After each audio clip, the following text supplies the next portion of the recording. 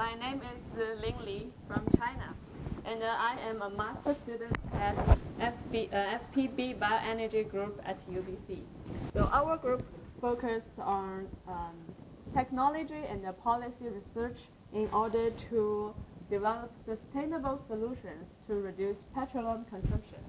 There are three teams, technical teams, working on converting biomass into bioenergy, biochemicals, and biofuels. And one policy team analyzing the potential of commercializing different technologies.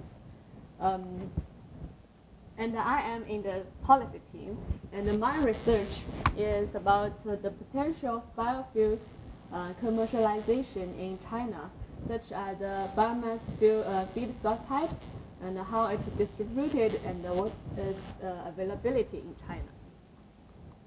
Today's symposium is called Future Forest Leaders. So what is leader? I think leader is a person who can provide directions. So what's the forest future directions? I say biorefinery. Biorefinery is a concept similar to oil refining. And oil refiners can produce not only high volume, low value transportation fuels, but also produce high value, low volume products and chemicals. So forest biorefinery includes not only conventional forest products, but also renewable energies and chemicals. And as we all know that the conventional product market is forest product is shrinking recently in North America. And so developed renewable energy and chemicals can enlarge the market of forest industry. For example, Canada exports around 1.4 million wood pellets to Europe for electricity and heat generation. And once biofuels are commercialized, the forest industry could have a larger market in transportation fuels. And as I mentioned, my study is focusing on China's biofuels potential in future. So today I'd like to share with you part of my research to talk about China's forest-derived bioenergy potential and the biofuels potential in the future. I will start with an overview of global energy consumption trends and then move to the energy profile of China, specifically in transportation fuels, and then discuss about the potential of bioenergy and biofuels from forest residues in China. As you can see that wooded biomass was the only energy resource we used when people looked like this, basically for cooking and heating, simple and heavy. It is industrial revolution brought us into fossil fuel time with the expansion of industrialization. Coal became the largest energy source in the world after 1900. And after World War II, the automobile industry developed rapidly and resulting in a surge in oil consumption. Now oil has been the largest energy in the world since 1970s. However, in 1970s, oil crisis happened twice and badly affected the world's economy. And meanwhile, people are getting more and more concerned about the consequences of massive greenhouse gas emissions. So many countries started to develop renewable energies. These are 6 types of renewable energy sources. They are solar energy, hydropower energy, geothermal energy, ocean energy, wind power, and biomass energy. So all these renewable energy sources can be converted into heat and power. But only biomass energy can produce transportation fuels, we call biofuels. So these are some leading countries of renewable energy. We can see that China is in the first place of wind power, hydroelectricity, solar water heating utilizations. And the US is the largest producer of biofuels. Canada is pretty good, ranked the third of hydroelectricity. But when we look at the total energy consumption of these countries, we can see that US and China are the largest two energy consumers in the world. And Canada looks consuming less energy than these two countries. But when we count population when we take population into account, actually Canada and the US are consuming much more energy than China per capita. And when we look at the energy consumption by fuel in China and the US, we can see fossil fuel is the largest energy source in those countries. US is an industrialized country, so the oil is the largest energy resource in US. Canada is quite the same, but China heavily relies on coal because it is in the progress of industrialization. This is energy consumption of China since the founding of People's Republic of China in 1949. And the industrialization reflected its energy consumption.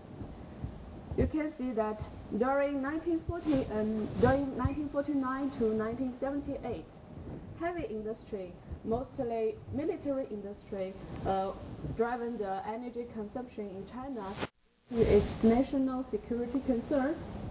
And in 1978, you may know that Deng Xiaoping initiated a reform policy in China that opened the China market to the world. So the light industry firstly benefited from this policy, and such as textile industry. So they became the largest driving force to increase energy consumption in China. And in 2001, with the accession to WTO, China took over the most energy-intensive industry over the world, such as the chemicals, raw material commodity, and the ferrous metal industries. So these heavy industries dramatically increased the energy consumption in China over the last 10 years. So the industrialization not only increased the energy consumption in China, but also increased the GDP growth. And as a consequence, China became the second largest economy in the world in 2010. And the increasing GDP significantly upgraded the people's lifestyle in China.